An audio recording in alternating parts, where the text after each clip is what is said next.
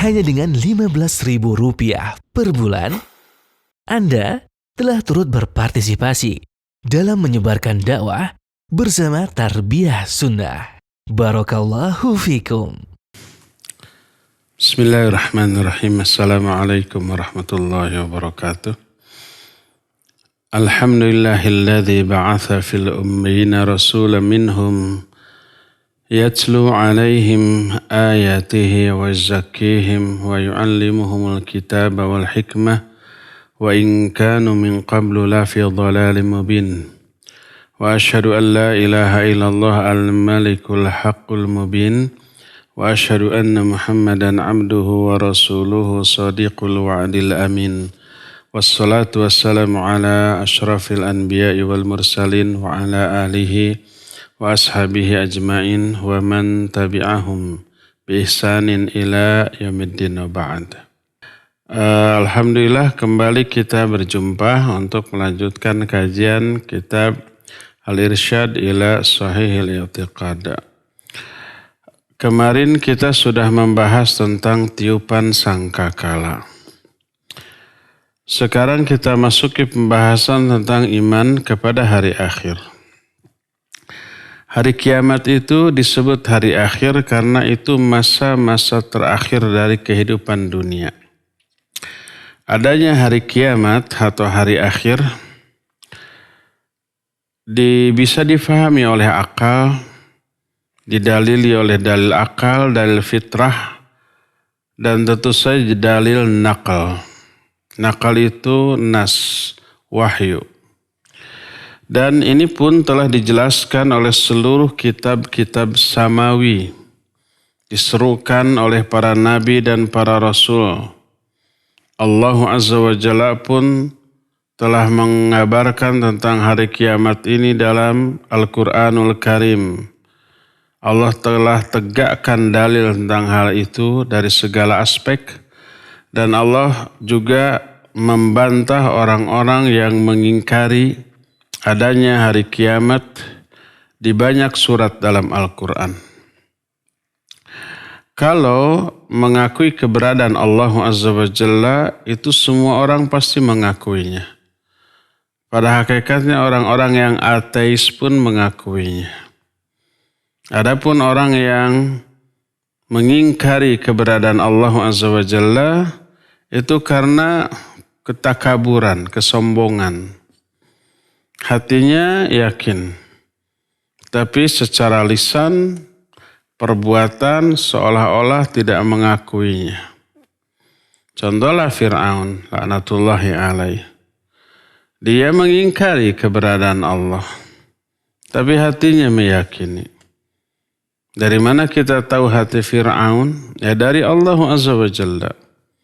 Allah menyatakan dalam Al-Quran, وَجَهَدُوا بِهَا وَاسْتَيْقَنَتْهَا أَنفُسُهُمْ ظُلْمًا وَعُلُوًّا. Mereka itu membantah, mengingkari dakwah Nabi Musa. Wastaqanatha anfusuhum, padahal hati-hati mereka meyakininya.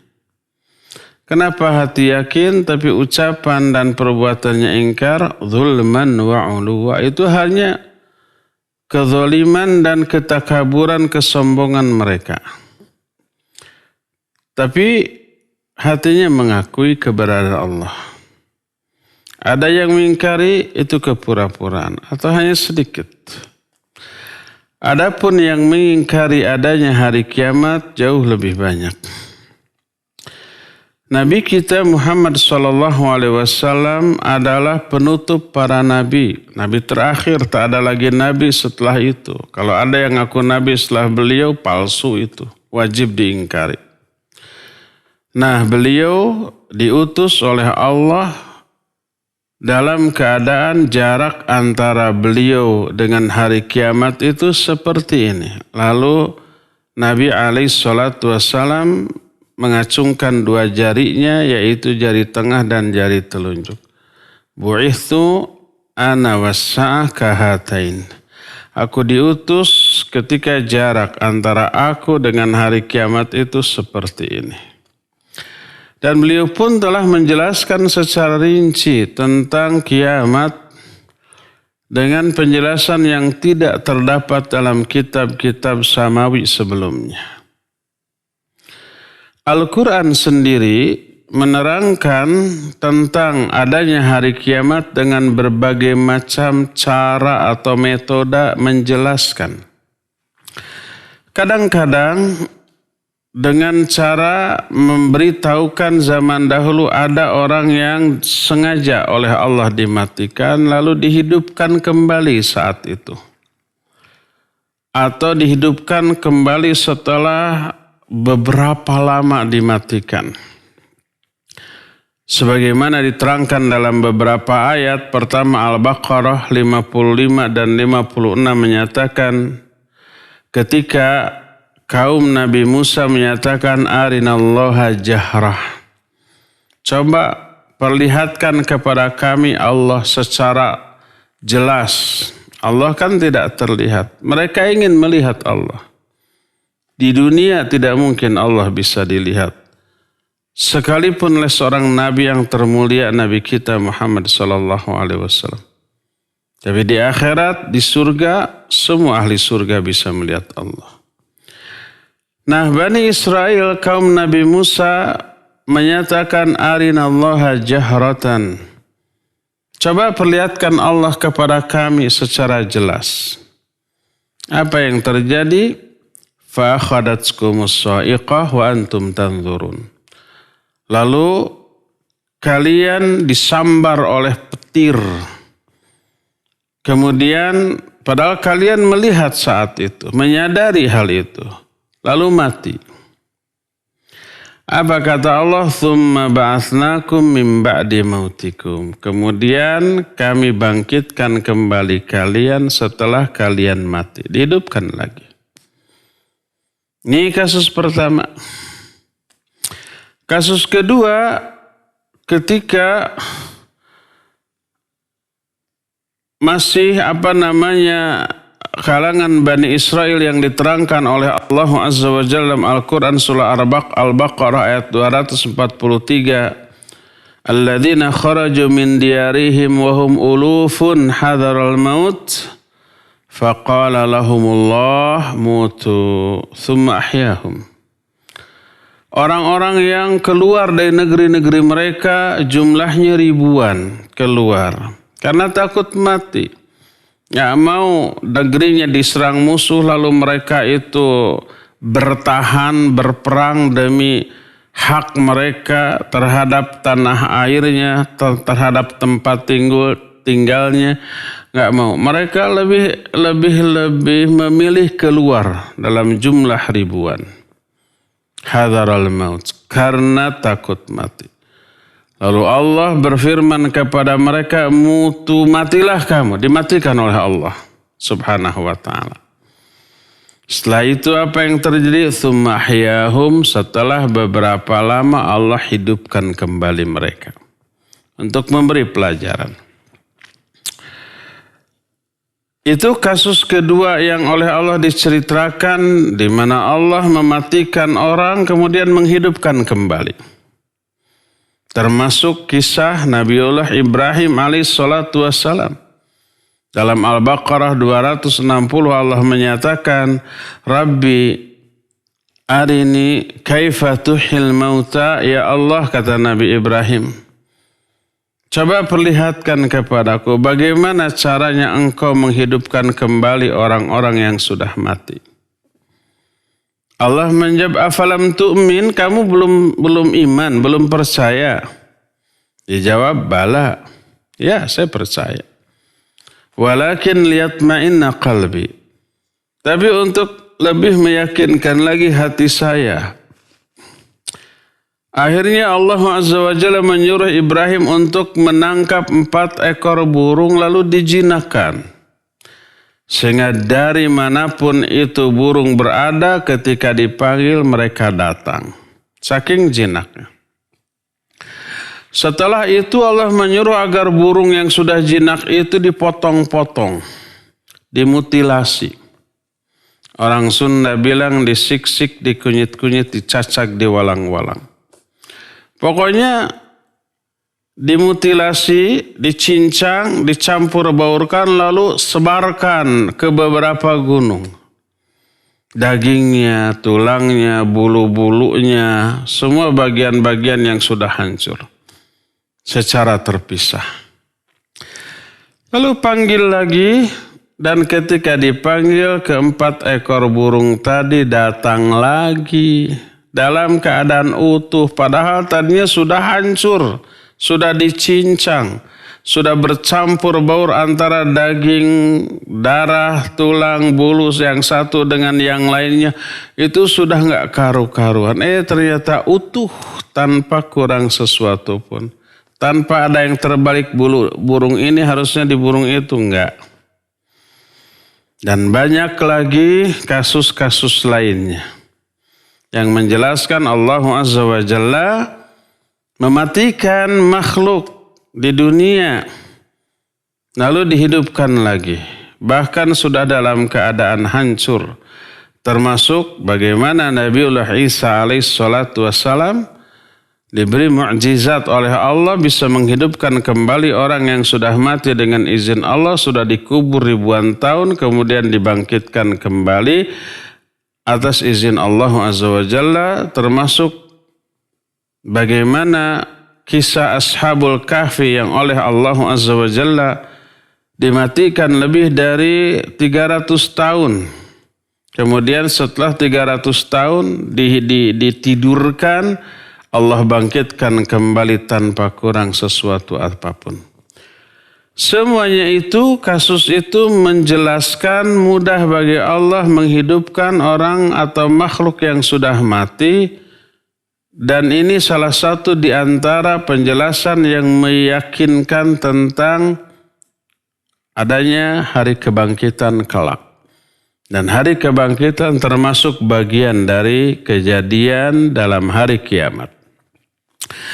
Kadang-kadang Allah Azza wa Jalla menerangkan tentang penciptaan pertama kali, lalu setelah yang diciptakan itu hancur, dikembalikan lagi.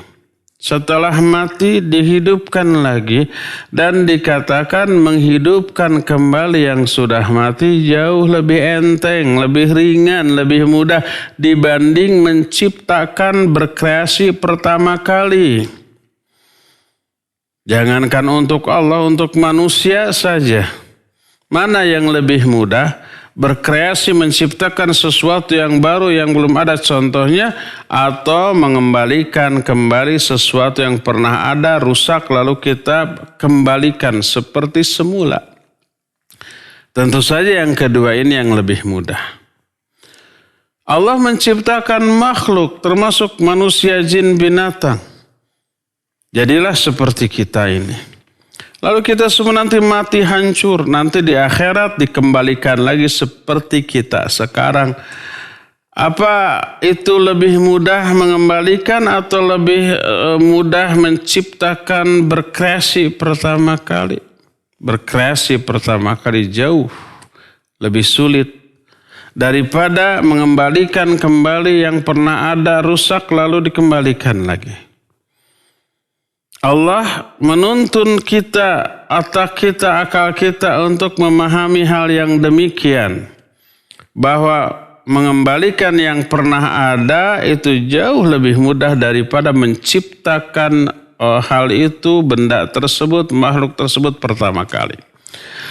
Allah berfirman dalam surah Al-Hajj ayat yang kelima, In kuntum fi raibim minal ba'ats fa inna khalaqnakum min turab.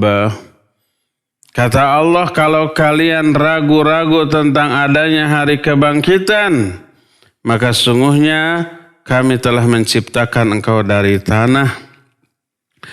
Juga dalam surah Yasin ayat ke-79, Qul yuhyiha alladhi ansha'a awwala marrah. Katakan olehmu yang menghidupkannya, yang akan menghidupkan lagi adalah Dia yang pertama kali menciptakannya. Juga dalam surah Al-Isra 51 Allah berfirman, fasayaquluna may yu'iduna qul alladhi fatarakum awwala marrah. Mereka orang-orang kafir itu akan bertanya, siapa yang akan mengembalikan kami setelah kami mati? Maka kata Allah jawab, yang mengembalikan kalian adalah yang menciptakan kalian pertama kali. Juga surah Ar-Rum ayat 27 Allah menyatakan, wa huwal ladzi yabda'ul khalqa tsumma yu'iduhu wa huwa ahwanu 'alaihi.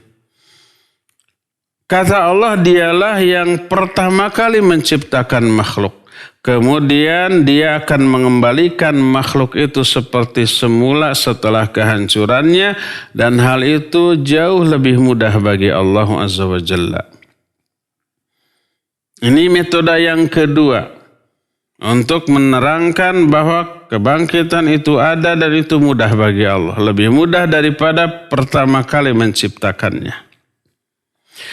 Kadang-kadang Allah berdalil tentang adanya hari kiamat nanti, hari kebangkitan nanti dengan penciptaan langit dan bumi. Mana sih yang lebih susah menciptakan? Langit dan bumi atau menciptakan kita sebagai manusia? Tentu saja lebih sulit menciptakan langit dan bumi. Pertama, ukurannya besar. Kedua, isinya kompleks, ya. Sedangkan manusia ukurnya kecil dengan mungkin bahan yang sederhana mungkin dibanding langit dan bumi. Antum asyaddu khalqan amis sama'u banaha. Apakah kalian yang lebih sulit penciptaannya ataukah langit? Tentu saja langit. Menciptakan langit saja mudah, apalagi menciptakan kalian. Menciptakan kalian lebih mudah, apalagi mengembalikan kalian yang pernah ada lalu mati dikembalikan lagi.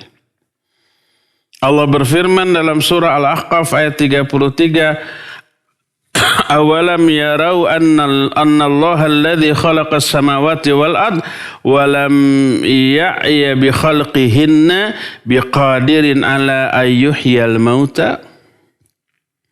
Kata Allah Azza wa Jalla, tidakkah mereka melihat bahwa Allah yang telah menciptakan langit dan bumi dan tidak merasa lelah dalam menciptakannya, dia berkuasa untuk menghidupkan kembali orang-orang yang sudah mati. Kalau kita membuat sesuatu, rumah atau apa yang lebih simpel, lebih kecil daripada rumah, bikin kursi saja. Capek apa tidak? Capek motong kayunya, menyuguhnya, menggergajinya, menyusunnya, sampai berkeringat kalau kita, ya. Allah dalam menciptakan langit dan bumi beserta istrinya enggak merasa lelah. Wa ma massana min lughub. Kami ini ketika menciptakan langit dan bumi tidak tersentuh oleh rasa capek, lelah sedikit pun. Dalam ayat ini dalam Al-Ahqaf 33, awalam yarau anna allaha alladhi khalaqas samawati wal ard wa lam ya'ya bi khalqihinna biqadirin ala ayyuhyal mauta. Tidakkah mereka melihat bahwa Allah yang telah menciptakan langit dan bumi tanpa merasa lelah dalam menciptakannya, tidakkah mereka lihat bahwa dia itu pasti berkuasa dan mampu menghidupkan yang lebih orang-orang yang sudah mati? Ya pastilah. Menghidupkan yang sudah mati jauh lebih mudah daripada menciptakan dia pertama kali. Dan lebih sulit lagi menciptakan langit dan bumi, tapi itu pun mudah bagi Allah. Ya. Kadang-kadang untuk menjelaskan hari kiamat, Allah Subhanahu wa ta'ala menerangkan tentang kesucian Allah Azza wa Jalla dari sikap abas. Allah itu suci dari sikap abas. Abas itu iseng. Abas itu main-main. Abas itu ya pengangguran, gak ada kerjaan, lebih baik bikin ini, bikin itu. Itu namanya abas. Apakah kita mengira bahwa Allah membuat langit dan bumi dan kita ini iseng saja tanpa tujuan tertentu? Maha suci Allah dari hal itu. Allah nggak mungkin iseng-iseng, hanya bercanda, hanya daripada nganggur nggak ada kerjaan, udah bikin langit dan bumi, bikin manusia, setelah itu udah terserah mereka dibiarkan begitu saja. Apakah begitu? Itu namanya abath. Maha suci Allah dari sifat abath. Allah berfirman dalam surah Al-Mu'minun 115, afa hasibtum annama khalaqnakum abathan wa annakum ilaina la turja'un. Apakah kalian mengira bahwa kami menciptakan kalian ini secara iseng dan kalian ini tidak akan dikembalikan kepada kami? Apakah kalian mengira begitu? Mengira kami menciptakan iseng, kami tidak akan mengembalikan kalian setelah kematian kalian. Apakah kalian kira seperti itu? Ayah sabul insanu ayyusroka suda. Apakah manusia itu mengira bahwa mereka akan dibiarkan begitu saja? Sudah diciptakan, sudah. Orang Sunda bilang culjen. Ditinggal begitu saja, terserah. Akan ada perhitungan apa-apa. Itu namanya iseng. Maha suci Allah dari sifat iseng. Sampai Allah menyatakan alaysa dzalika biqadirin ala ayyuhyal mauta. Bukankah Allah Subhanahu wa taala itu berkuasa untuk menghidupkan kembali orang-orang yang sudah mati? Dalam kehidupan dunia ini manusia ini beragam, bermacam-macam karakter dan perbuatan. Ada yang baik, karakternya baik, otomatis melahirkan perbuatan-perbuatan baik yang bermanfaat bagi orang lain. Ada juga yang jahat, yang buruk, karakter buruk melahirkan perbuatan buruk. Dan seringkali orang berbuat buruk, jahat ke orang lain sampai matinya tidak terbalas. Yang zalim, berkuasa, berpangkat, memiliki power, kekayaan, lalu zalim kepada orang-orang yang miskin, yang lemah, yang tidak memiliki kekuasaan. Gak ada yang berani melawan sampai mati dua-duanya. Tidak ada pembalasan, tidak ditegakkan keadilan. Apakah mungkin seperti itu? Enggak. Pasti akan harus ada pembalasan. Tidak di negeri ini, di negeri setelahnya. Di mana keadilan di tengah-tengah manusia akan ditegakkan. Dan setiap orang memperoleh balasan sesuai dengan jenis amal yang dilakukannya. Al-jaza'u min jinsil amal. Amalan baik, balasannya baik. Amalan buruk, balasannya buruk. Banyak orang yang melakukan banyak kebaikan tanpa ada yang memberikan balasan kebaikan lagi sampai mati. Nanti di negeri lain, dalam kehidupan lain akan memperoleh balasannya. Banyak orang selama hidupnya banyak uang, berkuasa, berpangkat, berbuat jahat, zalim kepada orang sampai matinya nggak ada yang membalas. Apa dia selamat? Tidak, dia celaka dalam kehidupan yang berikutnya. Ya. Jadi Allah Subhanahu wa taala menerangkan hal itu. Berdasarkan hal itulah maka wajib kita meyakini kehidupan setelah kehidupan dunia ini pasti ada. Di sanalah seluruh balasan akan didapatkan. Di sanalah seluruh balasan akan diberikan sesuai dengan jenis perbuatan yang dilakukan. Inilah tentang hari kiamat. Salah satu saja yang ada pada hari kiamat. Ya. Iman kepada hari akhir termasuk salah satu rukun iman yang diterangkan oleh Al-Quran ataupun hadis yang sahih. Oleh karena itulah maka wajib kita mengimaninya. Karena Al-Quran menerangkan, hadis-hadis juga menjelaskan.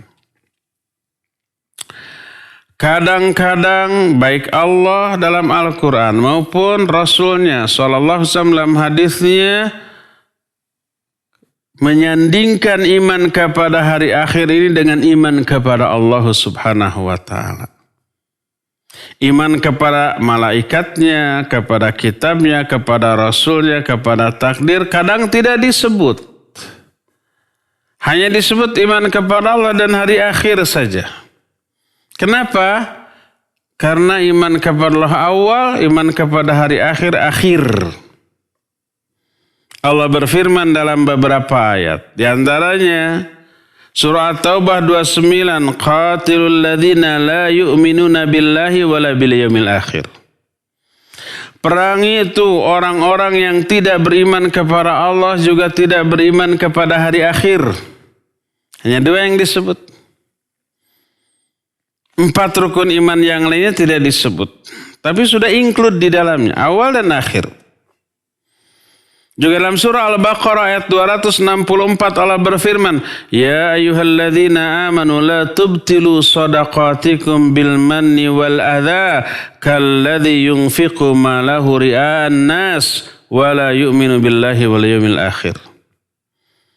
Hei orang-orang yang beriman, jangan kalian gugurkan, hapuskan, batalkan sedekah-sedekah kalian bil manni wal adza. Dengan ucapan dan perilaku yang menyakitkan, menyakiti orang yang diberi sedekah tapi sambil ngomong atau berperilaku yang menyakitkan orang yang diberi. Dengan menghina, dasar pemalas nih makan untuk sebulan. Walaupun ngasihnya gede 10 juta nih untuk sebulan harus cukup 10 juta. Dasar pemalas. Nah, batal tuh pahala dari sedekahnya. Ya orang-orang yang beriman, jangan kau batalkan sedekah-sedekah kalian. Bil manni wal adza. Bil manni itu dengan cara diungkit-ungkit pemberian itu. Al-adha itu yang menyakiti. Kalladzi yunfiqu malahu ria'an nas, seperti orang yang menginfakkan hartanya secara ria, ingin dilihat oleh orang, wala yu'minu billahi wal yaumil akhir, dan dia tidak beriman kepada Allah, tidak beriman kepada hari akhir. Dua aja yang disebut, kepada Allah dan hari akhir. Hadis lebih banyak lagi, man kana yu'minu billahi wal yaumil akhir falyaqul khairan aw liyasmut, man kana yu'minu billahi wal yawmil akhir falyukrim dhaifa falyukrim jarahu. Siapa orang beriman kepada Allah dan hari akhir, hendaklah bicara yang baik atau diam, hendaklah memuliakan tamu, hendaklah memuliakan tetangga. Ini menunjukkan amat sangat pentingnya iman kepada hari akhir sehingga disandingkan dengan iman kepada Allah Azza wa Jalla, ya. Dan salah satu di antara betapa dahsyatnya dan pentingnya iman kepada hari akhir sampai-sampai Allah memberi nama atau sebutan kepada hari kiamat ini dengan berbagai macam nama dan sebutan. Sebagai peringatan, targhib, tarhib. Targhib itu yang memberikan iming-iming, optimisme. Tarhib itu yang memberi rasa takut. Allah menyebut kiamat dengan hari akhir karena tidak ada lagi hari setelah hari tersebut. Allah menyebut hari kiamat dengan hari tersebut dengan hari kiamat, artinya hari berdirinya manusia di hadapan Allah, karena memang semua manusia kelak akan berdiri di hadapan Allah. Yauma yaqumun nasu lirabbil alamin. Di hari itu semua manusia akan berdiri di hadapan Allah Rabbul Alamin. Allah menyebut kiamat dengan al-waqiyah, dengan al-haqah, dengan al-qari'ah, dengan ar-rajifah, dengan as-sakhah, dengan al-azifah, dengan al-faz'ul akbar, dengan yaumul hisab, dengan yaumuddin, dan yang lain-lainnya. Ada banyak nama. Lebih dari 50 nama. Satu nama ini menggambarkan satu keadaan, satu kejadian. Dan semua kejadian dan keadaannya dahsyat dan sangat mengerikan. Saking mengerikannya sampai orang-orang itu tidak lagi peduli terhadap apa? Terhadap orang terdekatnya. Kalau di dunia ini kita mengalami musibah besar seperti gempa, seperti tsunami, seperti apa, dan kita sedang jauh dari keluarga kita, yang muncul di dalam pikiran kita, aduh gimana keluarga kita, istri dan anak kita, orang tua kita, gitu kan? Saudara-saudara kita langsung dicari, walaupun kita itu harus mengorbankan apapun.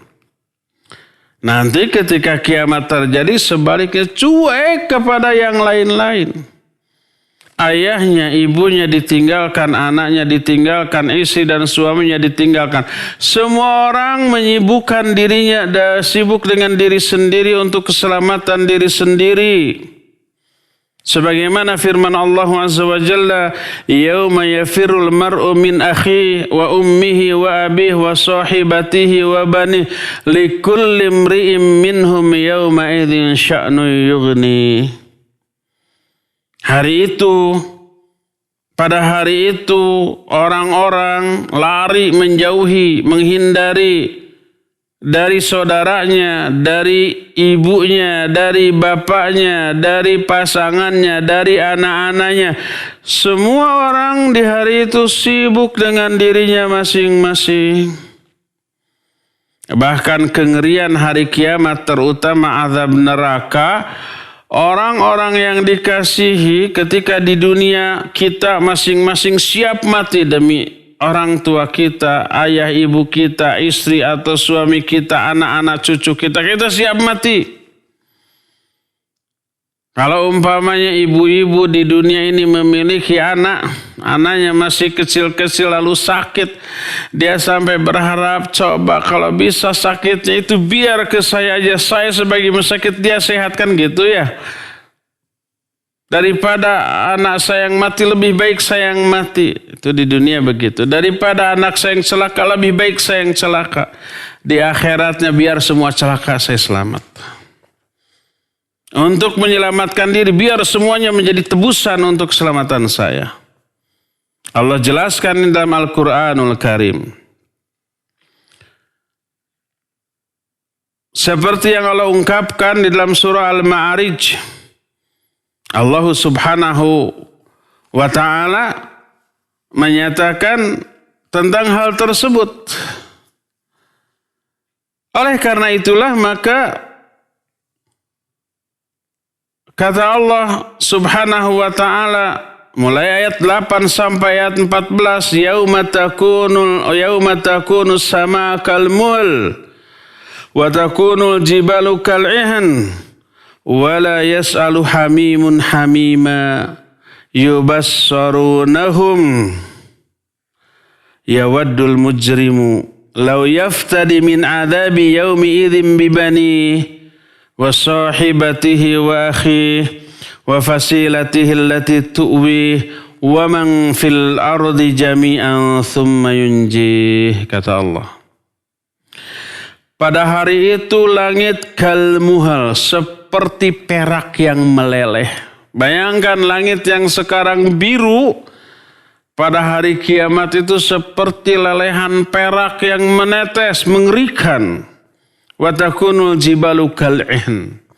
Gunung-gunung saat itu berterbangan seperti bulu-bulu yang diterbangkan angin. Wala yas'alu hamimun hamima.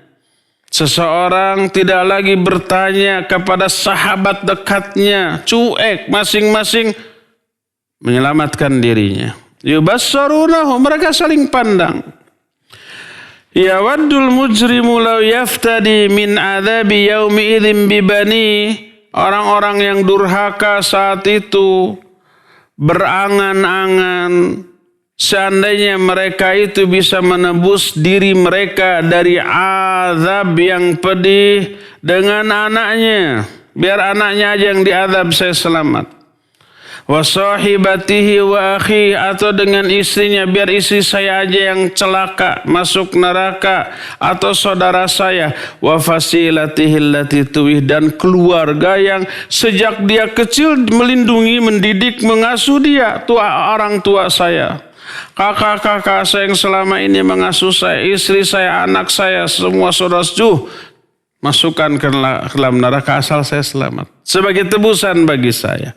Wa man fil ardi jami'an tsumma yunji, bahkan semua orang yang ada di muka bumi masukkan mereka ke dalam neraka sebagai tebusan bagi saya agar saya selamat dari api neraka. Gitu tuh, saking dahsyatnya, ya.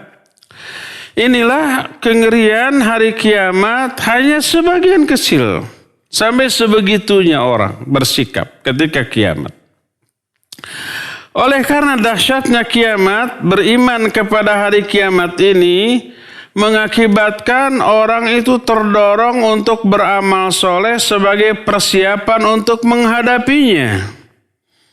Siapa yang meyakini hari kiamat, bahwa di kiamat itu nanti dibalas semua perbuatan, wah, kalau begitu saya harus menumpuk-numpuk sebanyak mungkin amal kebaikan, amal soleh, ibadah. Agar nanti di hari kiamat saya selamat karena baiknya amal-amal yang saya lakukan. Dijauhi amal-amal buruk. Allah berfirman dalam surah Al-Kahfi ayat terakhir, ayat yang 110, "Faman kana yarju liqa rabbih falyamal amalan shalihan wa la yusyrik bi ibadati rabbih ahada." Siapa orang yang mengharapkan berbahagia ketika kelak berjumpa dengan Allah. Kalau di hari kiamat berjumpa dengan Allah, ingin bahagia, maka hendaklah dia beramal soleh. Dan janganlah dia menyekutukan Allah dengan sesuatu pun dalam beribadah kepadanya. Jangan syirik dan beramal soleh. Bahagialah dia di hadapan Allah kelak. Juga dalam surah Al-Baqarah 45-46 Allah menyatakan wasta'inu bis sabri was salah wa innaha lakabiratun illa 'alal khashiin alladzina yadhunnuna annahum mulaqu rabbihim wa annahum ilaihi raji'un. Mintalah pertolongan kepada Allah dengan sabar dan dengan salat, karena sungguh salat itu sesuatu yang berat. Kecuali bagi orang-orang yang khusyuk. Yang khusyuk mah bukan hanya enteng. Salat itu adalah sesuatu yang sangat-sangat dinanti dan ditunggu. Di sanalah dia memperoleh sesuatu yang gak bisa diperoleh di luar salat. Baru terasa enteng salat. Bagi yang tidak begitu, tidak khusyuk, salat itu berat. Baru zuhur, sekarang sudah asar lagi. Baru 3 kali bernafas tuh umpamanya. Time flies. Waktu cepat berlalu. Baru sholat sekarang, aduh sudah sholat. Seolah-olah menjadi beban sholat bagi dia. Siapa yang khusyuk itu? Kenapa dia berkhusyuk? Nah, khusyuknya dia termotivasi oleh keyakinan pada hari kiamat. Orang yang khusyuk itu alladzina yadhunnuna annahum mulaqu rabbihim. Orang-orang yang meyakini bahwa mereka akan berjumpa dengan Rabb mereka, dengan Allah, wa annahum ilaihi raji'un, dan hanya kepada Allah lah mereka nanti akan dikembalikan. Karena ingat kepada hari kiamat, karena yakin akan berjumpa dengan Allah, maka dia pun berupaya khusyuk, lalu teraihlah kekhusyuan itu. Lihat bagaimana hari kiamat memotivasi orang untuk khusyuk. Juga dalam surah Al-Insan ayat 7 sampai ayat 11 Allah berfirman, yufuna bin nadhar wa yakhafuna yawman kana syarruhu mustatira wa yut'imuna at'ama ala hubbih miskina wa yatima wa asira innama nut'imukum liwajhillah la nuridu minkum jazaa'a wala syukura inna nakhafu min rabbina yawman abusan qamtarira fawaqahumullahu syarra dhalikal yawm wa laqahum nadrata wa surura. Kata Allah, Orang-orang beriman, orang-orang yang calon-calon penghuni surga, mereka menunaikan nazar-nazar mereka. Dan mereka amat sangat takut kepada suatu hari yang di hari itu keburukannya begitu merata.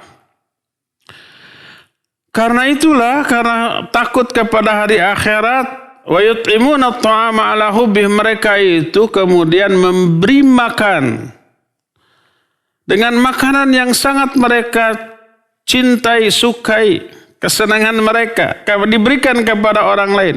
Miskina wa yatima wa asira, diberikan kepada orang miskin, kepada anak yatim, kepada para tawanan perang. Lalu mereka mengatakan, innama nut'imukum liwajhillah, la nuridu minkum jazaa wala syukura. Kami hanyalah memberi makan kepada kalian karena wajah Allah, karena ingin bahagia di akhirat dengan cara masuk surga, dan di surgalah bisa melihat wajah Allah. La nuridu minkum jazaa wala syukura. Kami sedikit pun tidak menginginkan dari kalian baik balasan di dunia ataupun terima kasih. Terima kasih pun tidak. Karena merasa ini adalah untuk keuntungan mereka. Untuk keuntungan si pelaku, bukan keuntungan yang diberi. Memberi makan orang-orang miskin, anak-anak yatim, termasuk zaman baheula para tawanan perang. Karena tawanan perang beban negara. Dibantu. Nah, kenapa mereka berbuat demikian? Tidak menginginkan ucapan terima kasih, karena bukan untuk kepentingan yang diberi, untuk kepentingan mereka agar bahagia di akhirat, selamat dari api neraka di akhirat. Juga tidak membutuhkan balasan-balasannya kelak di Allah Azza wa Jalla, dari Allah Subhanahu wa Ta'ala. Kalau balasan dari orang mah gak seberapa. Kalau balasan dari Allah, Masya Allah, gak terkira, gak terbayangkan, ya, abadi sepanjang masa. Inna nakhafu min rabbina yawman abusan qamtarira. Yang memotivasi kami untuk berbuat kebaikan itu hanyalah karena kami takut kepada Allah di hari ketika orang-orang itu wajahnya cemberut dan mengekspresikan kesulitan. Semuanya cemberut, nggak ada yang sumringah kecuali orang-orang yang Allah kehendaki. Apa akibatnya? Fawaqahumullahu syarra dzalikal yaum. Walaqahum nadrata wa surura. Maka Allah menyelamatkan mereka dari keburukan di hari kiamat. Dan Allah memberikan kepada mereka nadrata wa surura, sumringah, kecerahan pada wajah dan kebahagiaan. Lihat kenapa orang termotivasi beraksi sosial, memberikan makan kepada fakir, miskin, anak-anak yatim, melakukan banyak kebaikan kepada orang. Yang memotivasi itu adalah akhirat nanti. Ini salah satu di antara buah manis dari iman kepada hari akhir adalah dia terdorong untuk beramal soleh sebagai perhiasan, sebagai persiapan untuk menghadapinya. Ya, ini pertama. Kedua, buah manis dari beriman kepada hari akhir adalah ketika berjumpa dengan musuh di medan perang, di front terdepan, mereka bisa teguh dan sabar. Karena apa? Balasan akhirat setelah ini luar biasa dahsyatnya. Kalau mati di medan perang itu syahid, dan itu kematian yang termulia yang dicari oleh setiap muslim yang hakiki. Makanya ketika perang, karena gak takut mati, wah gagah.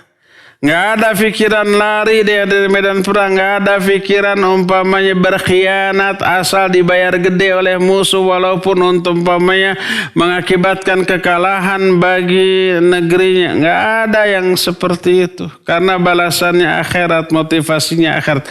Para pengkhianat bangsa yang menjual kepentingan bangsa kepada orang-orang yang luar itu, orang-orang yang hanya menginginkan keuntungan dunia yang sementara.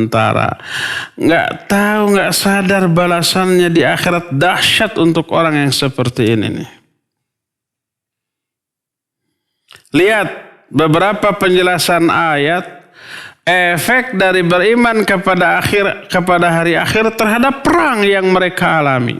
Contoh dalam surah Al-Baqarah 249 tentang Talut dan pasukannya. Di antara pasukannya ada Nabi Daud yang kelak membunuh siapa? Membunuh Jalut. Jalut itu gede, tinggi, besar yang tak terkalahkan di medan perang, tapi mati di tangan Daud yang termasuk salah satu anggota pasukan Talut. Tapi nanti pasukan Talut yang gak seberapa banyak ini, pasukan musuh banyak. Terus tangguh-tangguh dipimpin oleh Jalut yang luar biasa. Nah, orang-orang yang mau berperang dari pasukan Talut diuji, nanti akan melewati sungai. Jangan kalian minum. Maka kalau minum, lebih baik pulang. Jangan ikut perang. Kelak orang ini akan menjadi mungkin pengkhianat atau menjadi beban atau menjadi penyebab kekalahan dan seterusnya. Kecuali hanya 1-2 teguk untuk menghilangkan haus. Tapi kalau umpah sampai bekal, sampai segala macam, sampai sepuasnya tidak boleh. Apa yang terjadi? Falamma jawazahu huwa walladzina amanu ma'ah qalu la taqata lana al-yaum li Jalut wa junudih. Ketika Talut dan orang-orang yang beriman bersamanya melewati sungai itu, maka berkatalah orang-orang yang minum sepuasnya. Padahal dilarang tuh minum sepuasnya. Itu godaan dunia hanya berupa air. Hanya berupa air saja sudah tergoda. Apalagi yang lebih daripada air ya. Banyak orang yang tergoda walaupun tahu itu dosa, umpamanya dengan berbagai macam cara yang Allah haramkan. Yang penting diri untung. Pas masuk medan jihad tuh lari orang itu ke belakang. Mundur gitu. Nih. Ketika mereka melewati sungai, berkatalah orang-orang yang minum sepuasnya, la taqata lana al-yauma bi Jaluti wa junudi. Kita nggak akan mampu deh mengalahkan pasukan Jalut dan tentara-tentaranya. Itu respon orang yang lebih cinta dunia, tergoda dengan godaan duniawi ketika akan perang. Padahal godaan duniawinya itu hanya air sungai. Ya, di kita air kayak gitu mungkin gratis, nggak perlu beli, asal air sungai. Tapi nggak akan ada yang mau meminumnya karena sungainya kotor. Oh dulu bersih ya. Tapi bagaimana respon orang-orang yang yang beriman kepada hari akhirat, yang dia tuju kebahagiaan akhirat sehingga tidak mau minum air itu kecuali seteguk 2 teguk. Lihat responnya. Kata Allah, qala alladzina yadhunnuna annahum mulaqullah kam min fi'atin qalilatin ghalabat fi'atan katsiratan biiznillah wallahu ma'as sabirin. Berkatalah orang-orang yang meyakini bahwa mereka akan berjumpa dengan Allah di akhirat nanti. Ini efek keimanan kepada hari akhirat. Kepada hari kiamat. Mereka nanti akan berjumpa dengan Allah dan akan memperoleh balasan sesuai dengan amal mereka di dunia. Apa kata mereka? Kam min fi'atin qalilah ghalabat fi'atan katsirah biiznillah. Betapa banyaknya pasukan yang kecil bisa mengalahkan pasukan yang besar dengan izin Allah. Wallahu ma'as sabir, dan Allah selalu menyertai orang-orang yang sabar. Mereka sabar, tegar, sekalipun menghadapi musuh yang kuat dan nyata, besar, tapi kesabaran inilah yang membuat mereka itu tetap maju lanjut ke medan, maju tak gentar ke medan perang. Apa yang motivasi? Mereka akan berjumpa dengan Allah. Allah menyatakan wa qala alladzina yadhunnuna annahum mulaqullah. Berkatalah orang-orang yang mereka yakin akan berjumpa dengan Allah. Iman kepada hari akhir. Jangan takut. Walaupun pasukan kita kecil, mereka besar. Betapa banyaknya pasukan kecil mampu mengalahkan pasukan besar dengan izin Allah. Tegar mereka ya. Ini buah manis kedua dari iman kepada hari kiamat. Tegar di medan perang. Apalagi di medan juang yang lebih enteng, lebih ringan daripada medan perang. Ketiga, sebaliknya tidak beriman kepada hari akhir akan mendorong manusia untuk kufur bahkan syirik, minimalnya terjerumus ke dalam kemaksiatan, kezaliman, permusuhan, kedengkian, dan mengadakan kerusakan di muka bumi. Kenapa orang jahat kepada sama manusia? Walaupun itu berupa nyata-nyata kezaliman. Karena tidak adanya keimanan kepada hari akhirat dalam diri mereka. Bahwa hidup ini hanya di dunia. Di akhirat nggak ada lagi kehidupan lain. Makanya mumpung di dunia ini. Walaupun jahat kepada orang-orang menderita, yang penting kita untung. Itu tuh kedurhakaan, kejahatan, kemaksiatan itu lahir.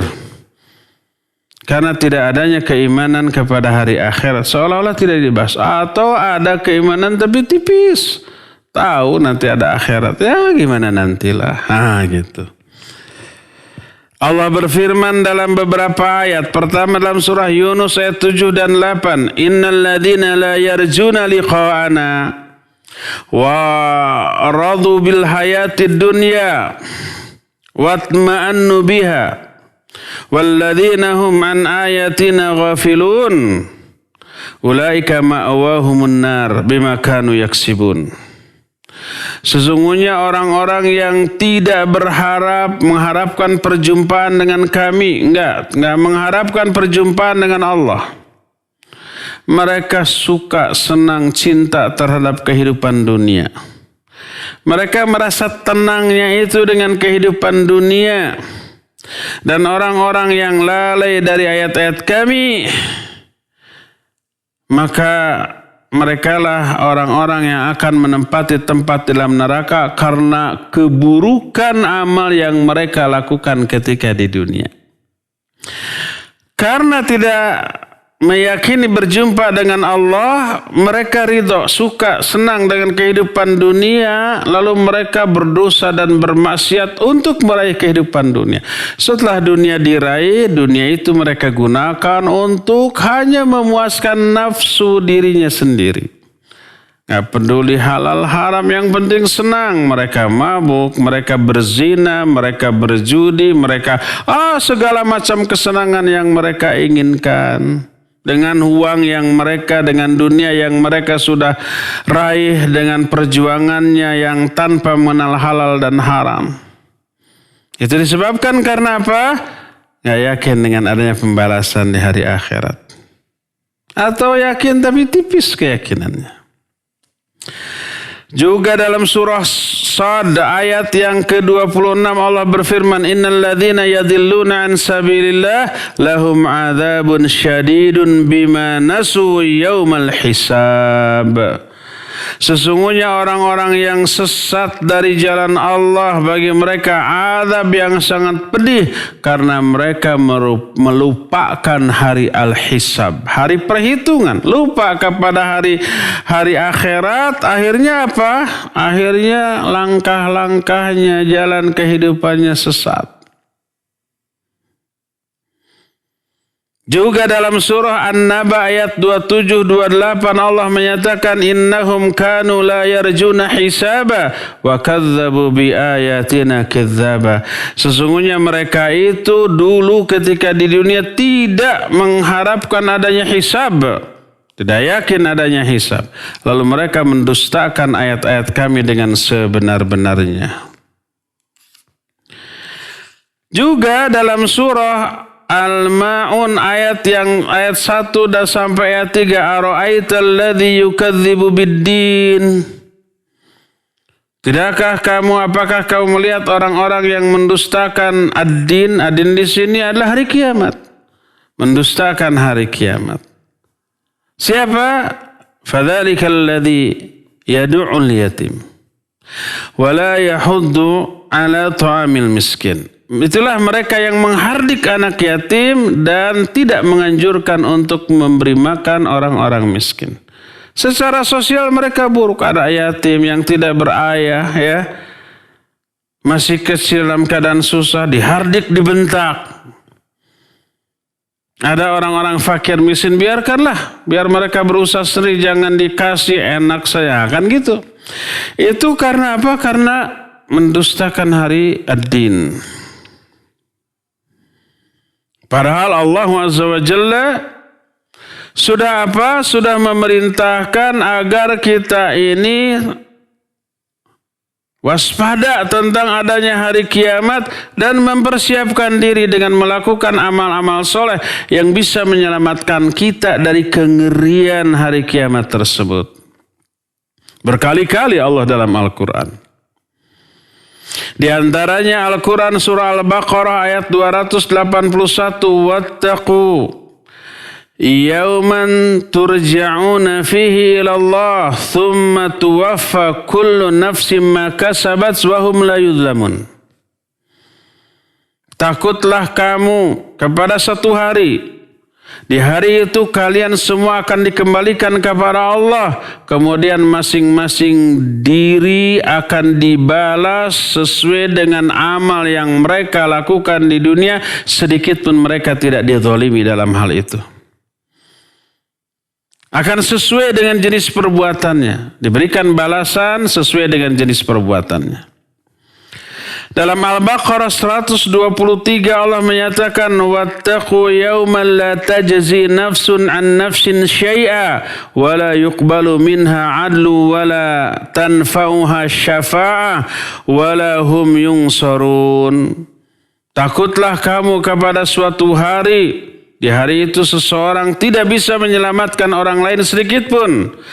Tidak diterima tebusan sedikit pun. Tidak ada manfaatnya syafaat. Dan mereka tidak bisa tertolong.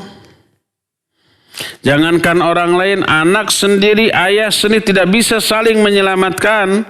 Sebagaimana firman Allah dalam surah Luqman ayat 33, wakhshaw yawman la yajzi walidun aw waladih wala mauludun huwa jazin aw walidihi syai'a inna wa'dallahi haqq fala taghurrannakumul hayatud dunya wala yaghurrannakum billahil ghurur. Kata Allah, takutlah kamu terhadap suatu hari, yaitu hari kiamat. Di hari itu seorang ayah tidak bisa menyelamatkan anaknya. Demikian juga anak tidak bisa menyelamatkan ayahnya sedikit pun. Sesungguhnya janji Allah itu pasti benar.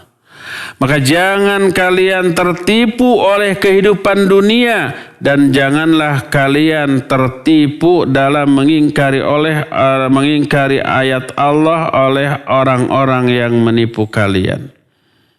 Jadi kita mengetahui efek buruk dari tidak beriman kepada hari akhirat melahirkan keburukan amal. Efek baik dari beriman kepada adanya hari kiamat melahirkan kebaikan amal. Ya, inilah penjelasan ayat dan hadis. InsyaAllah nanti di hari Jumat yang akan datang kita akan membahas tentang apa saja cakupan iman kepada hari akhir secara rinci. Untuk hari ini cukup sampai di sini saja. Dan kita masih punya sisa waktu untuk bertanya jawab kepada Al-Akhl Fadil Fawas di studio Radio Roja Cilengsi. Dipersilakan untuk memandu tanya jawab dengan pendengar dan pemirsa. Wassallallahu ala nabiyina Muhammadin wa ala alihi wa wasallam. Silakan. Terima kasih kami ucapkan untuk Al-Ustadz Jazakumullahu khairan barakallahu fikum atas materi bahasan yang telah disampaikan. Ikhwatal Islam, kita masuk sesi interaktif. Silahkan bagi Anda yang akan bertanya bisa hubungi kami untuk telepon di 0218236543 atau bisa kirim ke pesan singkat 0819896543. Tentunya kami berharap pertanyaan berkesesuaian dengan materi bahasan kita agar kita bisa lebih mendapatkan faidah. Silakan di kesempatan pertama kami coba sapa dari penelpon 0218236543. Silakan. Ya, masih terputus. Kami berikan kembali kesempatan, kami coba sapa untuk Anda pendengar dan pemirsa 0218236543. Kami coba angkat kembali. Ya, silakan. Assalamualaikum. Waalaikumsalam warahmatullahi wabarakatuh. Silakan Ibu pertanyaan. Ustaz, Assalamualaikum Ustaz. Waalaikumsalam. Silakan. Kalau kita ingin bersedekah gitu ya, tapi nggak jelas orangnya itu orang mampu apa enggak. Kadang-kadang contoh ya, misalnya kita maksudnya penerima sedekah itu? Iya, penerima sedekah itu beramal lah gitu. Contoh misalnya kita memberi pengamen nih, kan kita takutnya dia tuh digunakan untuk kadang-kadang Afan suka bawa minuman gitu, takutnya untuk bermaksiat hasil pemberian kita gitu Ustaz. Tapi saya pernah nanya sama orang, ya nggak apa-apa, itu kan urusannya dia, urusannya mereka. Tapi saya ingin yang baik itu bagaimana Ustaz? Iya. Memberi yang tepat gitu untuk. Iya. Baik, terima kasih Ibu. Iya. Oh iya. Waalaikumsalam warahmatullahi wabarakatuh. Ya, Ibu yang barusan bertanya, barakallahu fiik. Memberi, lihat saja keadaan orangnya. Selama orangnya secara objektif, secara zahir membutuhkan pertolongan, maka tolong. Dengan memberi uang, makanan, barang yang dia butuhkan dan kita mampu. Adapun setelah diberikan nanti dia digunakan untuk hal yang maksiat atau bukan, sekali lagi betul itu urusan mereka. Selama kita tidak meyakini bahwa mereka itu tukang mabuk, tidak meyakini bahwa uangnya nanti diberikan rokok, diberikan minuman keras atau dipakai untuk sesuatu yang maksiat, maka berilah. Kecuali kalau umpamanya dia berkata, minta saya uang mau teler ya, jangan. Minta uang saya untuk beli rokok, udah lama gak ngerokok ya, jangan. Minta saya uang ini, saya kalah besar barusan, dengan 10.000 nanti akan saya menang lagi judi, jangan dikasih. Tapi kalau dia umpamanya minta dan kondisinya memang membutuhkan bantuan dan pertolongan, beri saja. Adapun setelah itu dipakai mabuk, dibelikan, merokok, maka tanpa sepengetahuan kita, maka itu urusan mereka. Itu pertama. Kedua, kalau dia meminta dengan cara yang terlarang secara syar'i, lalu dia melakukan sebuah amalan yang secara syar'i terlarang, lalu minta upah, sekecil apapun upahnya, hanya 100 rupiah, atau 500 rupiah, atau 1.000 rupiah. Tapi hasil dari amalan yang terlarang secara syar'i, maka tidak boleh kita kasih. Seperti umpamanya dia menari di hadapan kita, dia menyanyi di hadapan kita. Para kita meyakini keharaman dari perbuatan tersebut. Keharaman dari nyanyi, keharaman dari nari tersebut. Maka tidak boleh kita memberi upah karena upah kita kepada dia adalah bayaran atas amal buruk dia. Atau dia bermain sulap. Atau dia menunjukkan umpamanya amal sihir tertentu untuk mendapatkan bayaran dari para penonton. Ya, pokoknya tidak boleh memberi upah atas sebuah perbuatan maksiat. Membayarnya berarti mendukung dia, melestarikan dia di atas kemaksiatan yang selama ini dia lakukan. Apa kita dosa? Ya, iya dosa. Ta'awun 'alal itsmi wal 'udwan. Mendukung, menyokong sebuah perbuatan maksiat. Membuat orang itu terus-menerus di atas perbuatan dosa dan maksiatnya, maka kita tidak boleh untuk memberikannya. Adapun kalau dia meminta bukan dengan perbuatan yang diharamkan secara syar'i, dia hanya meminta begitu saja, maka silakan. dikasih kalau memang kondisi objektifnya dia membutuhkan bantuan. Adapun nanti dia menggunakan untuk sesuatu yang Allah haramkan, kalau dia tidak bilang untuk itu maka tidak apa-apa dikasih. Itu urusan dia sendiri ya. Demikian wallahu a'lam bissawab. Silakan lagi. Terima kasih Ustadz, jazakallahu khairan, barakallahu fiik, jawaban dan nasihat Ustadz. Di kesempatan kedua kami coba sapa kembali bagi Anda pendengar dan pemirsa di 0218236543. Silahkan. Assalamualaikum warahmatullahi wabarakatuh. Waalaikumsalam warahmatullahi wabarakatuh. Silahkan Ibu pertanyaannya. Ke inti pertanyaan Bu ya. Al-Haqqo dengan Al-Qari'ah artinya menggetarkan hati. Bagaimana Ibu bisa diangkat suaranya Bu? Al-Haqqo dan Al-Qari'ah. Iya. Itu artinya menggetarkan hati. Iya. Kiamat pasti terjadi, belum tentu tapi pasti terjadi.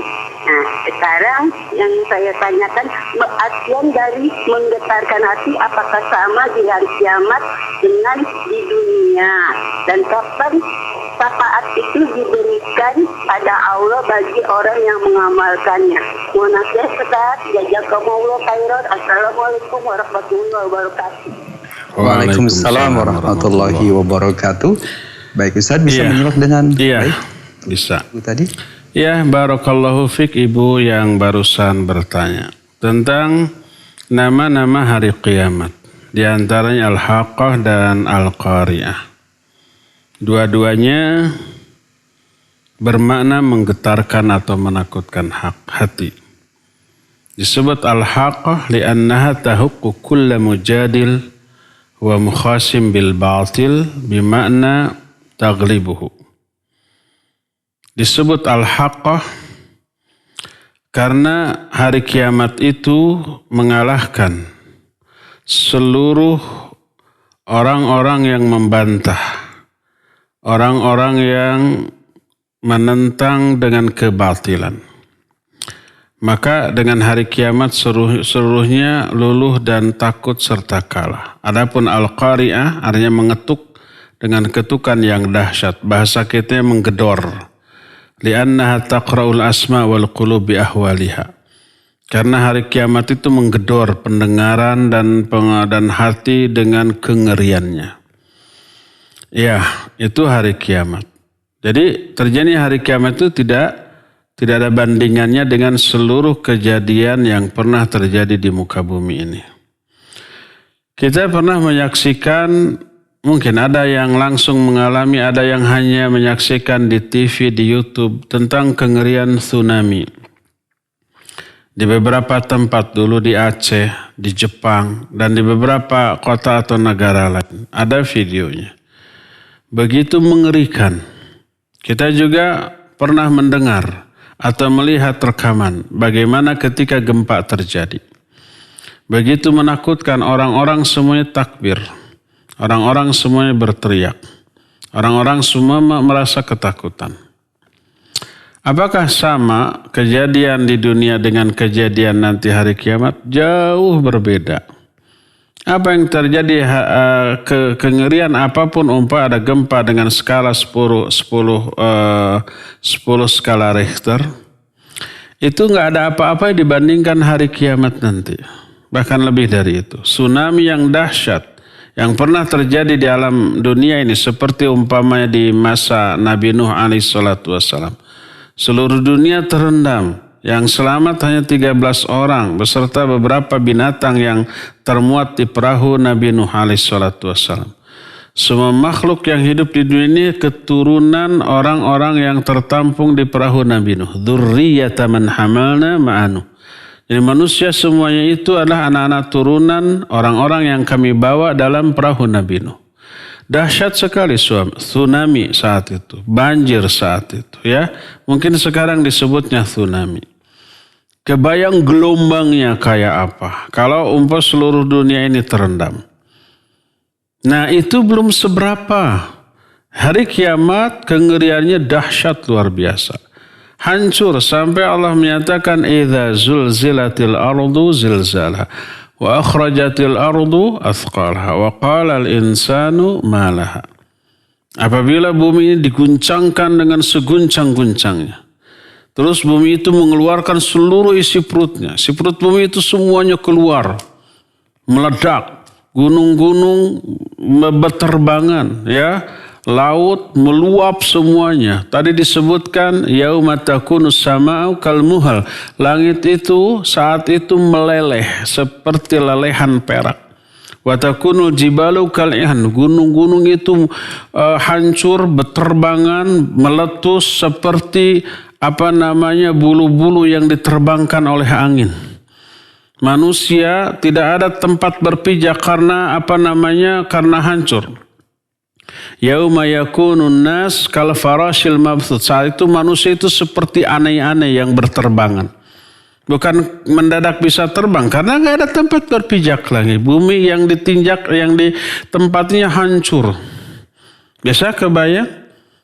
Kita tidak mampu membayangkannya. Sedahsyat, sehebat, sengeri apapun bayangan kita, kenyataan yang sebenarnya kelak jauh lebih ngeri lagi daripada bayangan kita. Oleh karena itulah maka disebut Al-Qari'ah, disebut Al-Haqqah. Karena menggedor hati kita, pendengaran kita dengan kengerian yang luar biasa.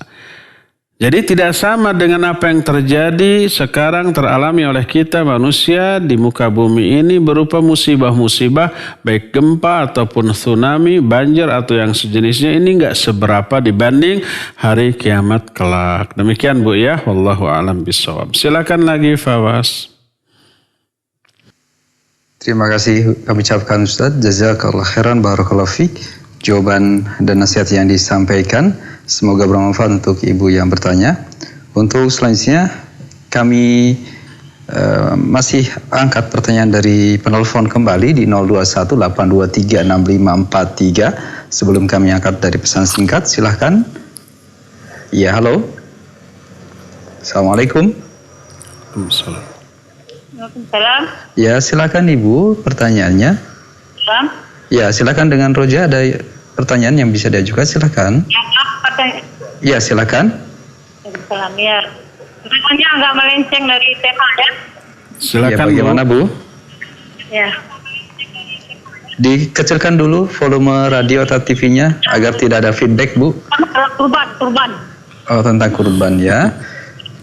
Ya, silakan Ibu diajukan. Gimana Pak, misalnya kita mau berkurban gitu ya, tapi ya, uang kita pas-pasan. Apa kita mendahulukan untuk ini anak-anak yang ya, apa ada kebutuhan lain selain untuk berkurban begitu ya Bu ya, untuk keluarga. Mana yang lebih didahulukan itu pertanyaannya barangkali Ibu? Maksud Ibu ini bagaimana? Maksud Ibu ada sekolah di pondok itu, keperluannya banyak. Iya. Tidak bukan untuk anak apa kurbannya. Baik Ibu. Ajakan, makasih ya. Baik, terima kasih Ibu, barakallahu fiik.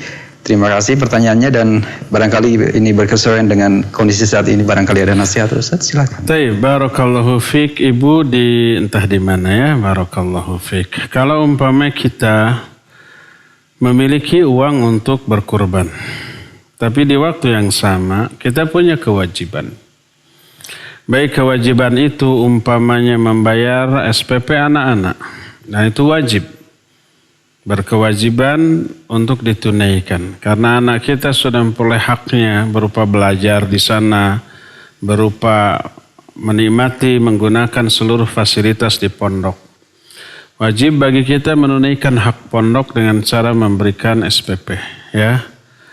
Terus anak-anak juga membutuhkan buku yang wajib mereka miliki. Ya, buku tulis, alat-alat tulis, kemudian buku-buku pelajaran yang dibutuhkan. Ataupun kita punya hutang yang wajib untuk kita tunaikan. Cicilan ya umpamanya, atau hutang itu hutang yang harus dibayar sekaligus. Lalu uang itu kita pergunakan dulu untuk itu. Setelah dibayarkan SPP anak-anak di bulan itu, hutang kita bayar, semua kewajiban yang harus kita tunaikan dengan uang itu sudah kita laksanakan. Kalau ternyata sisa uang yang ada masih mampu untuk membeli seekor kambing, maka berkurbanlah. Berarti kita saat itu ada kelapangan, ada kemampuan, terkena dengan hadis Nabi SAW, "Man kana lahu sa'ah wa lam yudhahi fala yaqrabanna musallana." Siapa orang yang punya kelapangan untuk berkurban, tapi dia tidak kurban, tidak menyembelih, jangan dekat-dekat tempat sholat kami. Itu marahnya Nabi SAW kepada yang punya kelapangan untuk berkurban tapi tidak mau berkurban. Adapun kalau umpamanya setelah ditunaikan kewajiban membayar SPP, ada hutang yang harus dibayar, ditunaikan dulu. Ternyata sisa uang yang ada tidak mencukupi untuk berkurban. Umpamanya yang tersisa cuma 1 juta atau 1,5 juta. Dan itu tidak mencukupi untuk zaman sekarang ya, untuk berkurban. Berarti kita tidak berada dalam kelapangan. Itu terkena dengan ayat la yukallifullahu nafsan illa wus'aha. Allah tidak membebani seseorang kecuali sesuai dengan kemampuan. Kalau nggak mampu ya jangankan berkurban. Haji pun yang menjadi kewajiban yang rukun Islam, tapi tidak mampu ya bebas dari kewajiban itu. Kalau memang tidak mampu, apalagi kurban yang jauh di bawah kadar kewajiban haji. Ya, jadi lihat ibu bahwa membayar SPP itu kewajiban yang harus ditunaikan. Ya, demikian juga kalau ada hutang, maka bayar dulu. Kalau umpamanya sisa uang yang ada masih mencukupi, silakan berkurban. Kalau tidak mencukupi, berarti kita tidak berada dalam kelapangan. Ya, demikian Bu. Wallahu a'lam bishawab. Terakhir ya, Fawas ya, silakan. Terima kasih, jazakallahu khairan jawaban dan nasihat Al-Ustaz. Selanjutnya dari Bapak Rinaldi di Depok yang bertanya, Assalamualaikum warahmatullahi wabarakatuh. Ustaz, mohon penjelasannya terkait dengan tanda-tanda dari datangnya kiamat. Betulkah bahwa Al-Quranul Karim akan diangkat dari muka bumi dan yang tertinggal hanya lembaran-lembaran kosong dari mushaf saja? Apakah hal ini sahih Ustaz? Apakah yang dimaksud dengan diangkatnya itu adalah kalimat di dalam mushaf tersebut atau barangkali para ulama yang faham akan keilmuan Al-Quranul Karim tersebut yang tidak ada lagi saat itu? Mohon nasihat dan penjelasan dari Al-Ustaz. Jazakumullahu khairan. Taib. Ya, wa jazakallahu khairan. Bapak yang barusan bertanya, apakah benar hadis yang menyatakan bahwa kelak Al-Quran bakal diangkat dari muka bumi? Iya, itu benar. Apa yang diangkat? Semuanya. Pertama yang Allah lakukan adalah dengan mewafatkan para ulama. Mewafatkan orang-orang yang berilmu. Terus bertahap sampai kepada tingkat yang lebih parah, suatu saat Al-Quran ini diangkat, dihilangkan. Tulisannya di dalam lembaran-lembaran yang tadinya tertulis di sana itu hilang. Kemudian juga hafalan yang ada dalam dada-dada manusia itu hilang, lupa. Dan tidaklah menjadi sunnatullah Allah mencabut ingatan terhadap ilmu ataupun hafalan Quran dari kepala manusia begitu saja, kecuali karena azab yang Allah berikan kepada orang itu. Orang itu melalaikan Al-Quran yang sudah dihafalnya, kemudian lupa. Jangankan nanti-nanti di hari menjelang hari kiamat. Sekarang pun banyak orang yang sudah hafal banyak Al-Quran, banyak surat dan ayat Al-Quran, kemudian apa? Lupa lagi karena tidak dimurojaah. Kalau tidak murojaahnya itu karena hal-hal yang sifatnya manusiawi, banyak kewajiban atau kegiatan atau aktivitas yang memang harus dia lakukan sebagai kewajiban bagi dia. Otomatis banyak ayat yang terlupa. Maka itu manusiawi. Nabi SAW juga pernah lupa terhadap ayat. Adapun kalau lupanya karena kelalaian, dia punya banyak waktu luang untuk memurojaah bahkan untuk menambah hafalan. Tapi dia lalai, dia mengabaikan Al-Quran sampai akhirnya lupa. Lupanya tersebut sebagai hukuman dari Allah atas kelalaian dia terhadap ayat. Oleh karena itu kelak orang-orang melupakan hafalan ayat yang ada dalam di diri mereka, dada-dada mereka karena kemaksiatan dan kelalaian mereka. Mereka sibuk dengan urusan dunia, lalai dari Al-Quran, mereka terjerumus ke dalam maksiat, kemudian lupalah terhadap ayat yang pernah dihafalnya, yang ada dipelihara dalam dada-dada mereka. Adapun hilangnya tulisan-tulisan dari lembaran-lembaran, ya itu kelak akan terjadi. Baik terjadi secara alami ataupun memang ini kuasa Allah Azza wa Jalla. Secara alami mungkin saja sudah luntur halaman cetakan dari Al-Quran tersebut, ya. Tapi atas kuasa Allah Azza wa Jalla fenomena ini kelak akan terjadi di mana Al-Quran akan Allah angkat, akan Allah hilangkan dari dada-dada manusia dan juga dari lembaran-lembaran mushaf yang ada. Sehingga jadilah mushaf itu menjadi lembaran-lembaran kertas yang kosong. Dan itu diantara salah satu tanda-tanda hari kiamat yang kelak akan terjadi dan sekarang belum terjadi. Alhamdulillah mushaf-mushaf masih jelas dicetak dengan jumlah yang sangat banyak. Orang-orang yang menghafalkan Al-Quran masih cukup banyak. Dan orang-orang yang membaca dan membahasnya pun masih cukup banyak. Ya, semoga kita tidak mengalami masa-masa waktu seperti tersebut. Karena itu adalah akan terjadi pada generasi yang sangat buruk dari kehidupan manusia ini. Ya, cukup demikian saja. Insya Allah kita akan berjumpa kembali di hari Jumat yang akan datang melanjutkan kajian dari kitab ini. Subhanakallahum bihamdik asyhadu an la ilaha illa anta astaghfiruka wa atubu ilaika. Alhamdulillahirabbil alamin. Wassalamualaikum warahmatullahi wabarakatuh.